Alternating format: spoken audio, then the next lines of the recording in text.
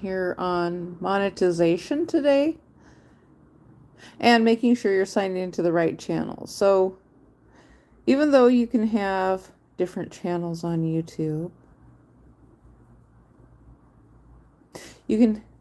there's one channel that's monetized. So the other channels can actually be let go of and given to another person. Now they would have to create an email. The other channels can be given away to someone else, if that makes any sense. Hopefully that makes sense how that's working related to being signed into the right channel, because once someone releases your channel to you and you have it signed over to your own YouTube account, you no longer have monetization. So I thought this would be a good topic of conversation related to monetization and people who are part of networks, because YouTube created a backdoor for the multi-channel networks to release the whole slew of channels that they've collected over the past 20 years on YouTube. And so they have a bunch of dead channels is what they have. And so if you want to hear the truth, I'm here to tell you the truth about monetization, how the multi-channel networks work on YouTube related to monetization. And so the gaming companies back in the day, hello, Sanku, hello. So the gaming companies back in the day, they had a bunch of people on the gaming networks and they were earning revenue. And so it's like they give them a little taste of money. They got these guys who are making really good money, or they're seeing that the money is really good there. And then they wanted to take their channels out by themselves because the company was actually taking a whole bunch of money from them. Hello, Faith Bustamante. And so, um, so what they told them is that they can just leave the network and start and go make their own channel. But they're going to keep their channel because they said the channel belongs to them because it was part of the gaming network. And they said that the channels that in turn then own, or that the gaming companies owned the intellectual property, the digital asset that the content creator made in their gaming dashboards inside of the gaming systems. So the gaming systems had ways for them to make figures. And so these guys were basically um, making making real life looking people inside of the gaming networks. And then they wanted to keep all of that. And so they started paying them less and less to the point that they weren't paying them anything at all, hardly. And so they had them working for basically indentured servitude through the internet with these gaming companies. And so these guys wanted to take their own channels because they knew of the popularity. Well, the popularity is based on the collective nature of the network. That's how it works. That's how the popularity works. And so these guys were paid by the gaming networks. So they were paying them, so everybody is not paid through Google and through AdSense. So they were paid by the gaming network in a different way. Maybe they were sent a check or there was some kind of transfer into their bank account. So I learned about all the different ways that people were paid. There was even people who said they didn't care if their YouTube channel was monetized because of the fact that they had a real job. And, then there's these other gig worker people who chime in, and they say, well, don't put all your eggs in one basket. You need to have more than one job.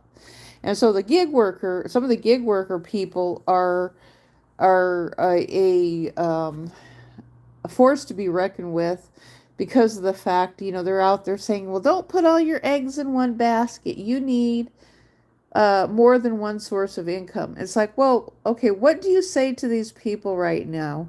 Gig economy and royalty workers and freelance people. What do you say to all these government workers right now who have just lost their jobs? That's what I'd like to know. So I just watched a YouTube video through the Associated Press of all these government workers. They had one job and they just lost that job. What do you tell them? So you same people are going to be assholes and telling them that they have to go get a real job, which is true, but we have inflation. And so these freelance workers, they're part of Wall Street, though, too. Remember that. These freelance workers are part of Wall Street. So they're the jerks that you come across on the internet telling everybody to go get a job. They're repeating specific keyword phrases that fits in with their Wall Street narrative. And so that's just something to keep in mind related to when you come across, when you've lost a job and you feel like crap. I understand how that feels because I myself was just a low on the bottom of the totem pole YouTube content creator and I lost my income. So it's kind of the same thing as you losing a job and you can't find a job to replace the job that you just lost. Plus, we have inflation. Wall Street people on YouTube are assholes. I have absolutely nothing nice to say about them. They're assholes. And they are in those multi-channel networks. They're the ones that you come across that are pushing cryptocurrency, they're pushing coaching, they're pushing their analytics, their private YouTube gives us analytics for free. We don't need anything more than that. They're pushing that advertisers have to see your analytics. Well, if that's true, if that is true, you can take a screenshot and send it to a advertiser if they want to see your analytics. And so they have external analytics that are plugged into some of their websites. And so they have data pulling in all the time related to YouTube channels. They can pull in any of these YouTube channels. So, but they want people to go through them because then they get money. And if they don't go through them and they go through YouTube, then the other alternative legacy source, they lose their income then. That's what they're afraid of. That's what's going to happen because they put all their eggs in one basket. A lot of these coaching and search engine optimization people, they based it on YouTube search engine optimization and they put all their eggs in one basket with niche and coaching. It's like, well, now you've been here telling everybody don't put all your eggs in one basket, but you've created a niche. So the rest of us created a niche. It's basically like saying, well, we put all our eggs in one basket. I never could get into, they were telling us, well, do photography. Don't frame your work. So before that, they have all these websites, where these websites would pop up and the websites would say, say that they were wanting to buy artwork and things like that. But yet the websites would never let people like me put anything on the website. So it's like they had these websites, but they had no intentions of letting anybody of buying it. So it would say, we buy your artwork. That's what it would say.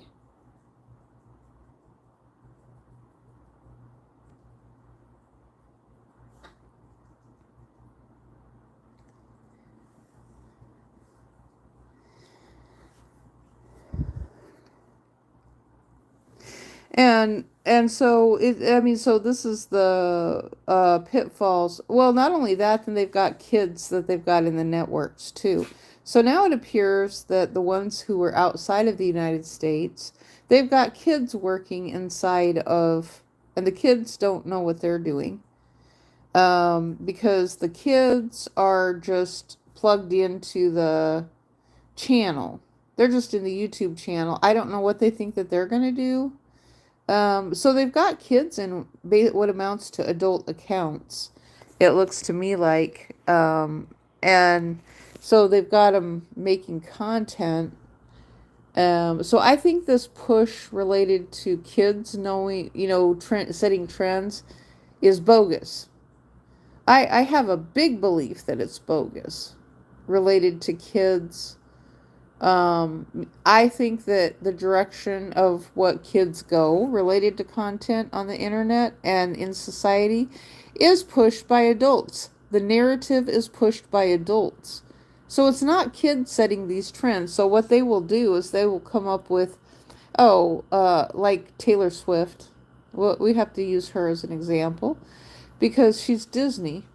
And so they push up their artist through the internet, through digital data collection, and then they say, oh, it's what the kids want to watch. Well, it's like, no, you used your dashboard to artificially inflate her and her music.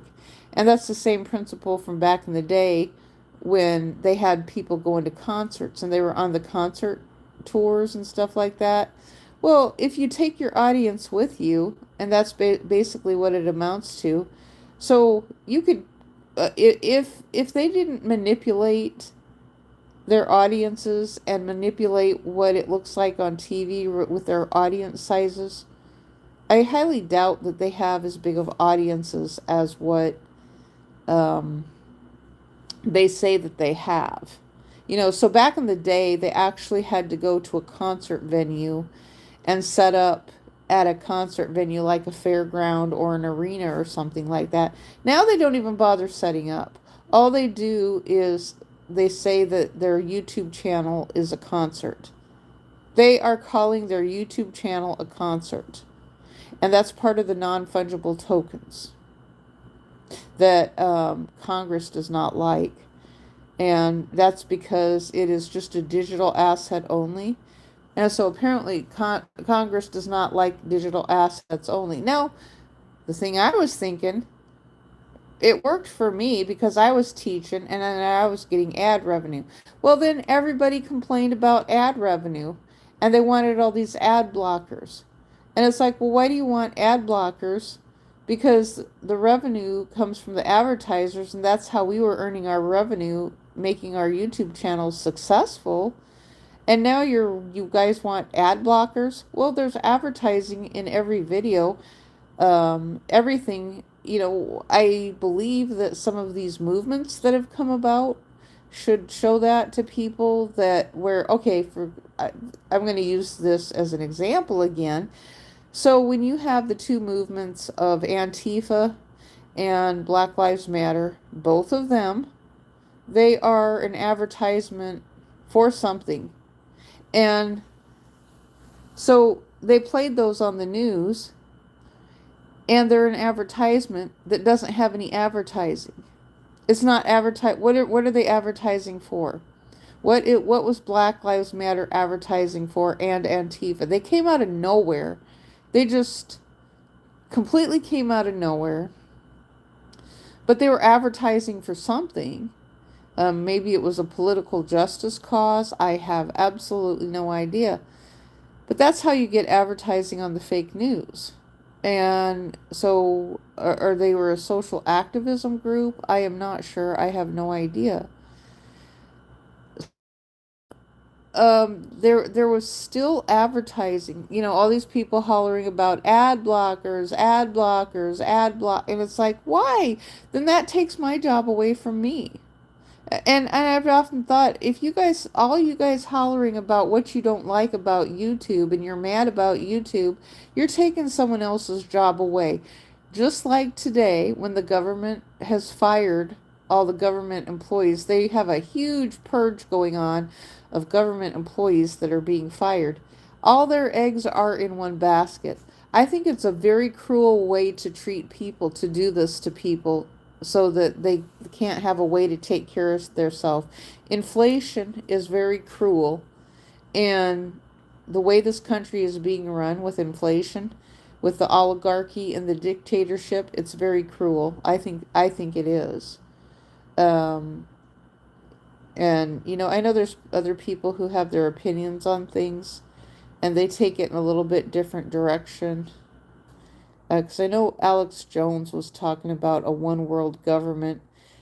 I think the one world government is related to cryptocurrency a lot, because, okay, when they talked about the euro over in Europe, I don't know a lot about this. I'm just sharing the little bits and pieces that I've learned. Now, someone had raised the issue and they said, well, when you trade money through the internet, you don't have to worry about the exchange rate. You just get a direct exchange. You, and so you know what it is instantaneously. And so they were trying to create it sounded to me like they were trying to create money so that all the money around the world was all the same and that there was no inflation. That's what it sounded to me like that someone was trying to do, was to get these leaders to all have their money set at the same price so there's no inflation, because what they said through tariffs and through other means, then some companies are ripping other countries off.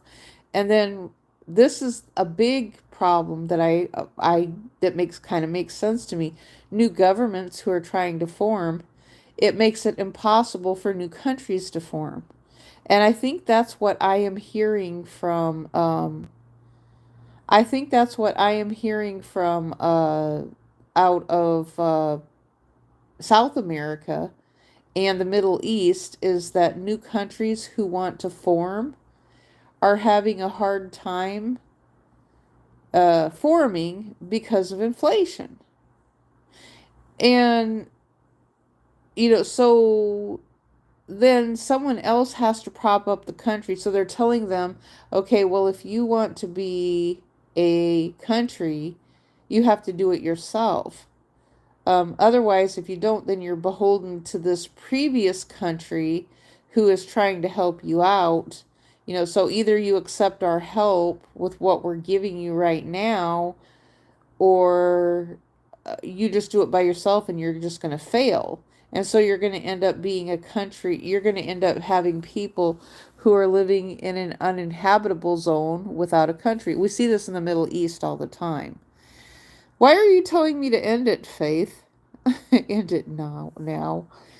Are you bored? Um, I looked at one of your videos today that you were making. I noticed that you sing a lot of music. You're singing music or something, or doing some of the music videos.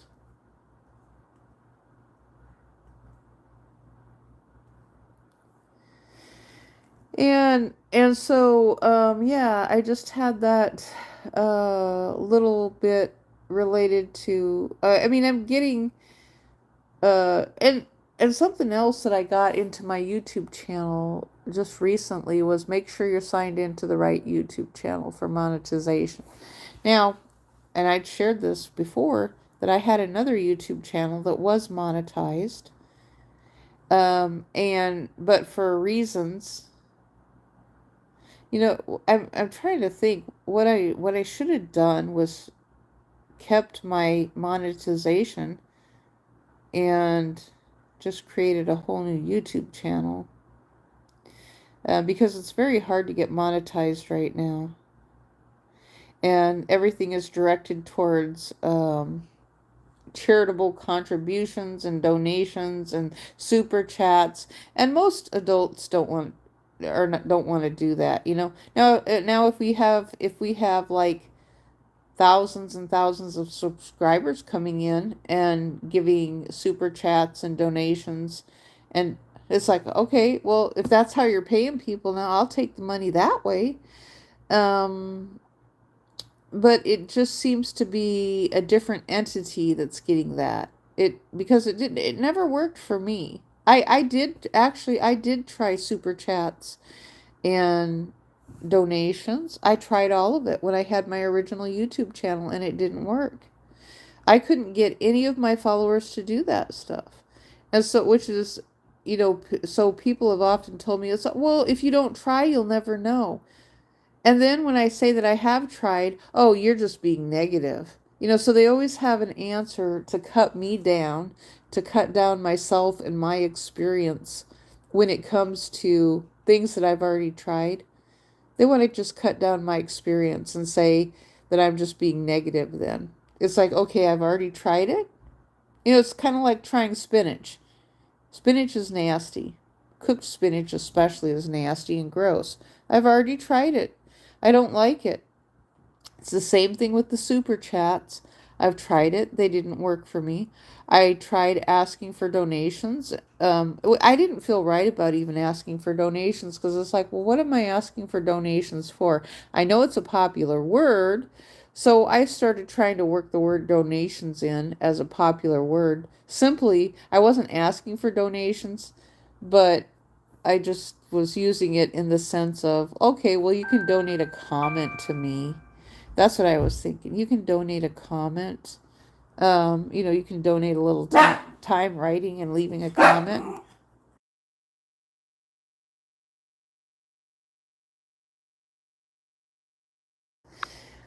So that's what I was thinking with that is, the same thing with charity. It's like, well, thank you for your charity of leaving me a comment. I can work the word in that way. And so you were generous with your charity of leaving me a comment and sharing your video.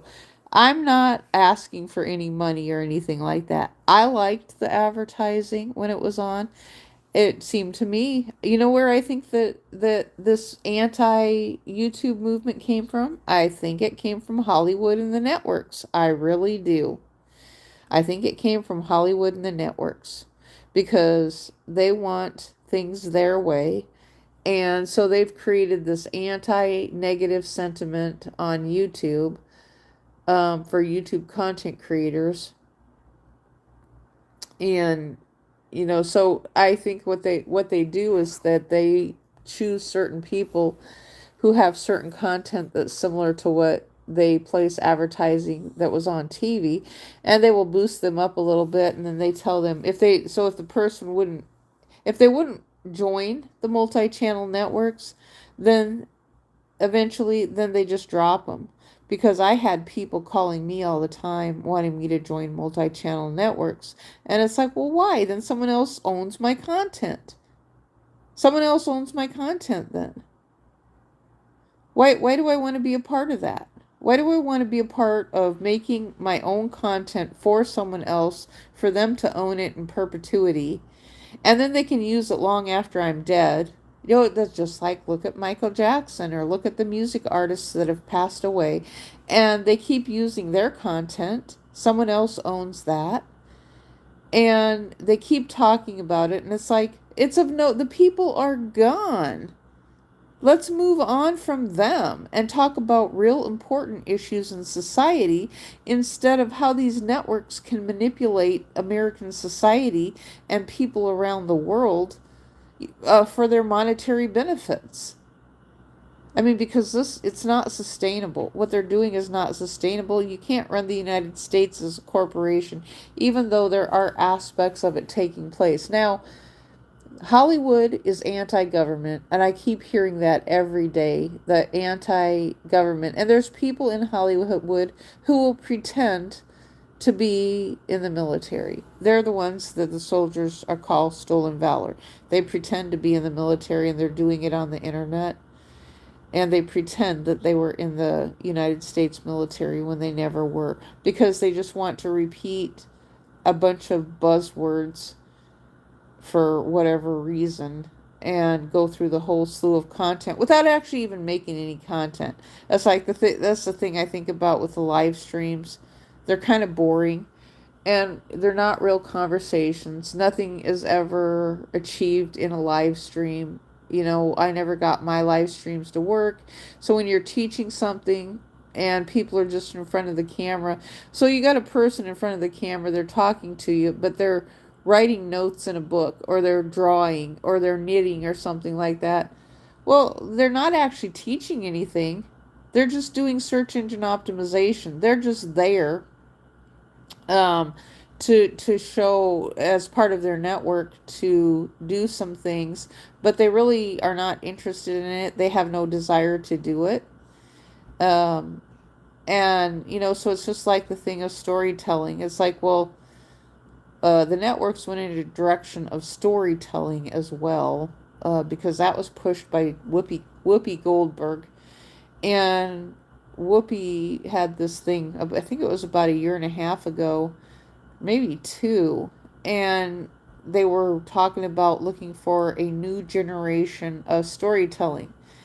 And so I was thinking, well, what in the world is that? It's like, for me, I can tell a story in a 15-second video. I can tell a story in a short 15-second video. So isn't that what they're doing with commercials and advertising, is telling a story in a 15-second video? And I've often thought, well, heck, commercials do that. They tell a tiny story. They show some people that are sitting there all happy, smiling, eating their Cheerios, and that's a short story. I mean, so you could have like well, don't pictures tell a story? I'm just asking this and rationalizing. Doesn't a picture that is a still frame from a video, doesn't a picture tell a story? One picture tells a story.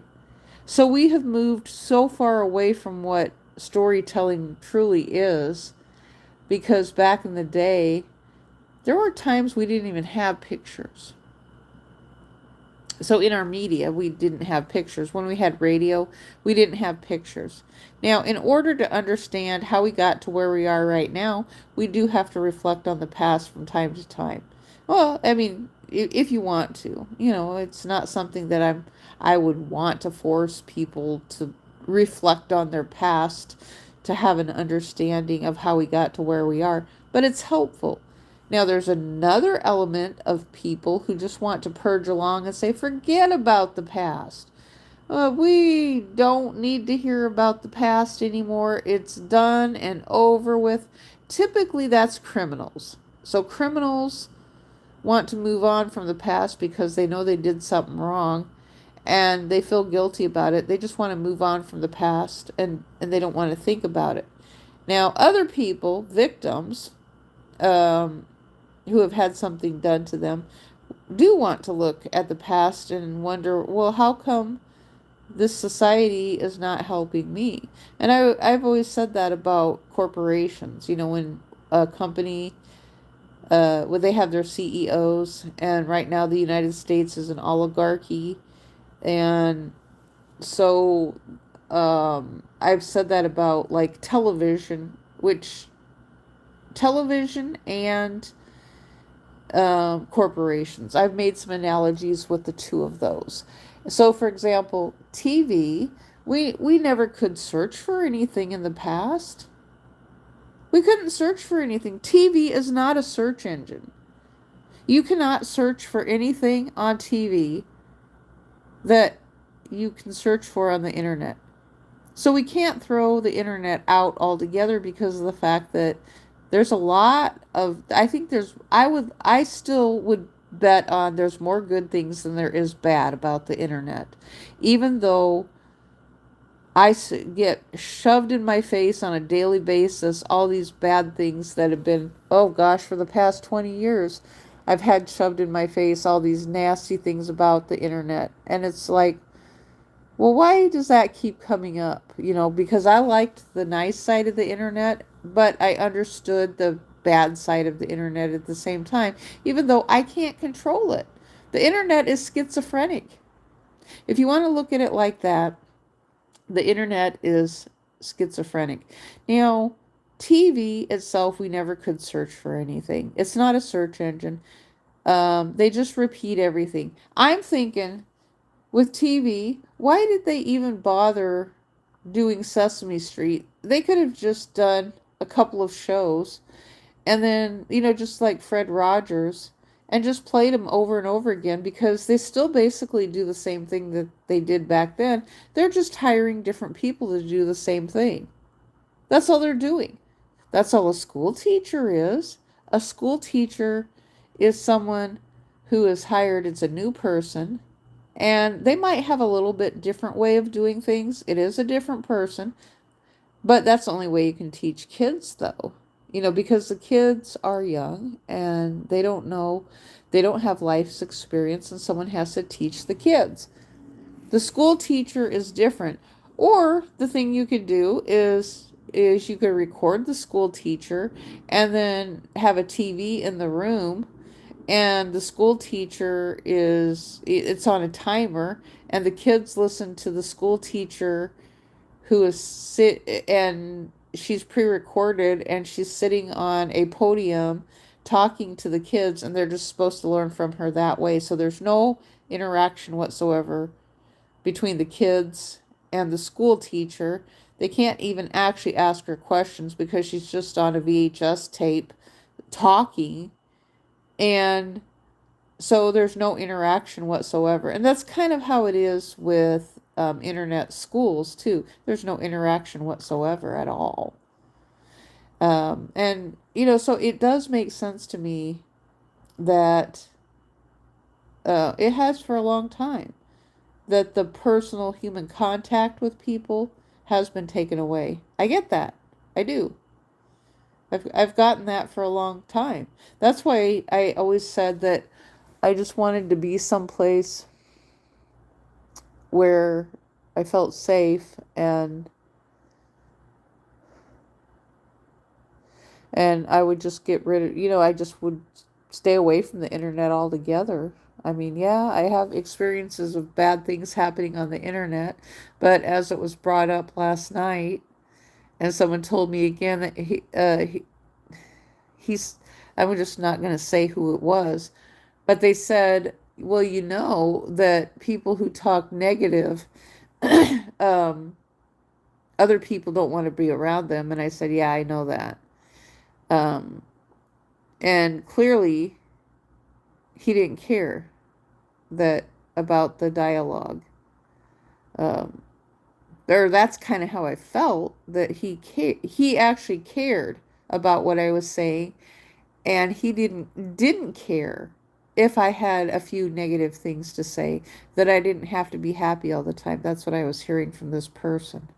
And it was kind of nice. It was refreshing that I could be a little bit negative and didn't have to be all chippery and happy all the time.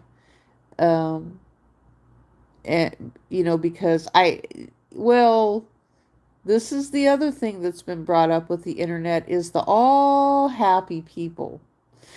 And so people who have real things that have happened in real life have a hard time. So if you've lost a loved one, can't even talk. I'm getting tongue-tied. So if you've lost a person in life and you want to talk about it on the internet, I myself have been told by content creators and their followers, to just go away. They don't want to hear about it. So some of the Disney channels, they had other people on there, and they're like, oh, this isn't the place to talk about that. You can go someplace else. Or then they just delete the comments and things like that. And so they were forcing their audience, so it was like a forced thing, or they had a following of people, which is their crowdsourced networks of where they hire people from foreign countries using places like Fiverr. And so they had people coming, and then they would leave specific messages that would promote their paid keywords and promote them. And so if anybody else wrote about anything that was different, then that ruins the chances. It decreases the chances of them staying on topic. So that's what this forced staying on topic thing is all about. We see that in religion too. Oh my gosh, I've seen that in religion a lot. Maybe that would be a better example to use.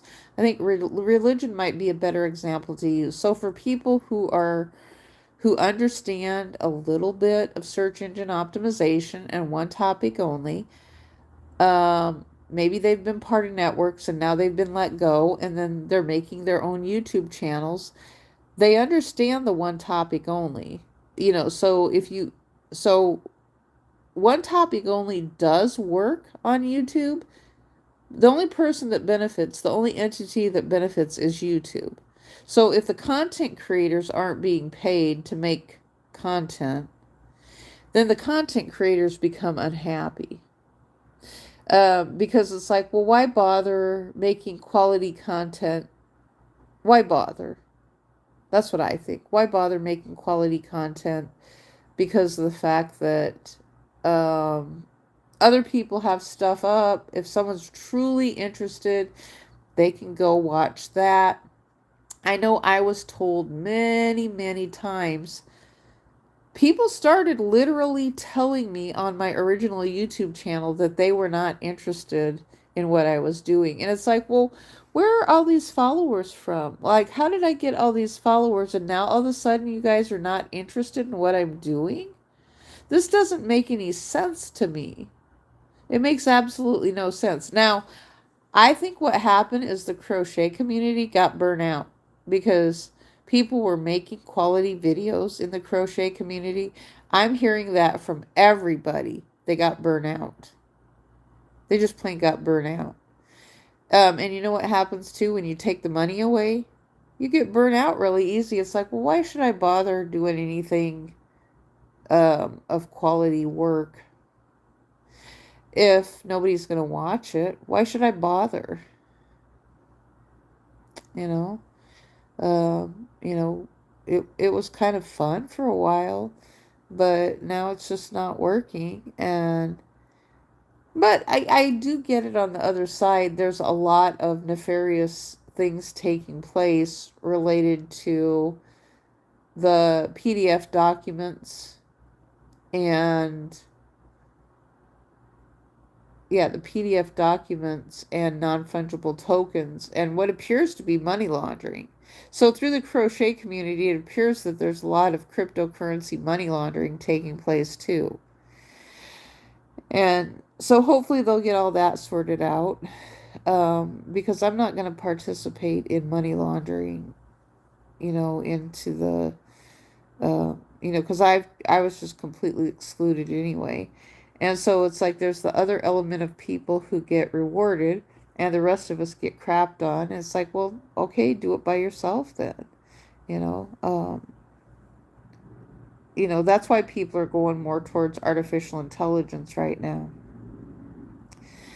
and short videos. Artificial intelligence and short videos is because the connection with humans has been lost, and networks cause that too. The networks cause the loss of human interaction, because it looks to me to like Los Angeles looks to me to be a cold, isolating place related to all these celebrities and their big mansions, and they have to put on, well, everybody calls it putting on airs and pretending that you're something that you're not. It's like, I don't want to be a part of that world. uh, because you're basically a human being who is pretending to be something just to get the next part and the next role, and you can't be yourself. Oh, there's even YouTubers who've said that. I felt that myself being a YouTuber. It's like, this is ridiculous. I don't want to have to do all this stuff just to, because then some advertiser comes on and sees, oh, well, this person will conform, but this person won't. So we're not going to put money into this person. We won't advertise on this channel, even though they have more subscribers and followers. But this person is a sheep. This person is a sheeple, so we're going after that one. And we're going to get them to do, and they always, what they always said is that Hollywood whittles a person down to nothing. That's basically what they do, is they whittle them down to nothing, because the entertainers let them. They let them manipulate them into what they want. It's like, well, why?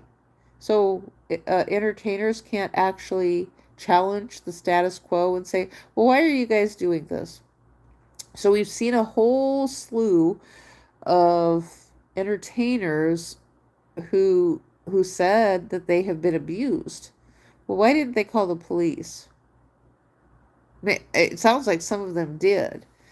And so there's what they call the casting couch. And clearly the president is part of the casting couch. Now, nobody who wants to go into politics, and the only way to get there is having sex with a person. I don't want to do that. But they're going to look for someone else who will do that.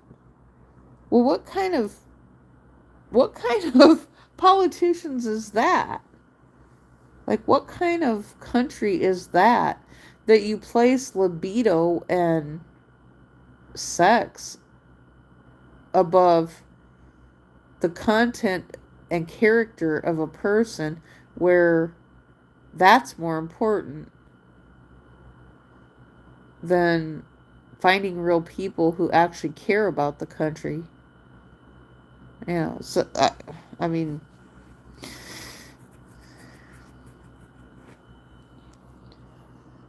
I don't know. None of this makes any sense to me that's going on right now. And they're just stealing money too. Whoever's in there right now, they're just stealing money blindly from the American public. When I hear them talk about these things in Congress, and they're like, well, this money, it's like we initiated it and it just disappears. We don't know where it went. It just disappears. We don't keep track of it. It just disappears. We initiated this money out and it just disappears. The money's just disappearing. It's gone. Well, I will say the government has shared, I have to say this to the people because I know there's a lot who don't like the government. They have said that there's money they have allocated to put out to people, and they don't keep track of it. Well, so it's like, to me, it's like, okay, if it goes in your bank account, well, the government isn't following you to see how you spend your money. Now, why are these people on YouTube always talking about they want to follow the welfare people around? So people on welfare, they want to follow them around and then complain about that they might be eating some potato chips. And that's what these old men like, I think it's Robert Kennedy, he complains about that all the time. That but it's like they're the ones who allowed potato chips to be put on SNAP benefits. They allowed it. They allowed M&Ms to be put on SNAP benefits. They allowed sodas to be put on SNAP benefits. When they allowed that, that was the time then when schools started getting vending machines inside of the schools. Now, I know my school did have soda machines and sodas that we could buy back in the day. I don't think we had candy machines or soda machines. The school actually had a place where we could buy some things. So they had some cans of carbonated beverages that were in a ice container, and so they had an inexpensive price. So their price was fair. They didn't mark the price up to make a profit.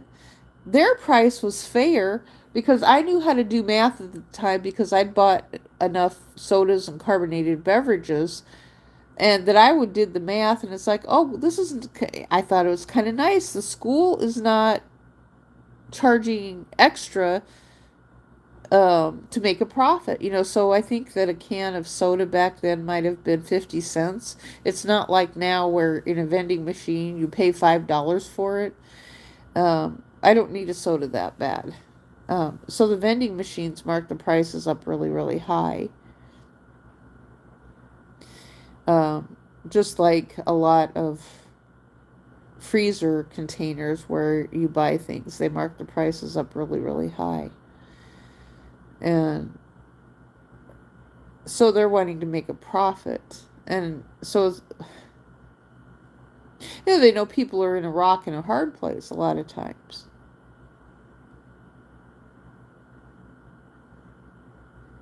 When they're out traveling or something, and they have been, well, if the stores close at a certain time and then they have no food, well, then what? Then you have people who are hungry and there's no place to eat. So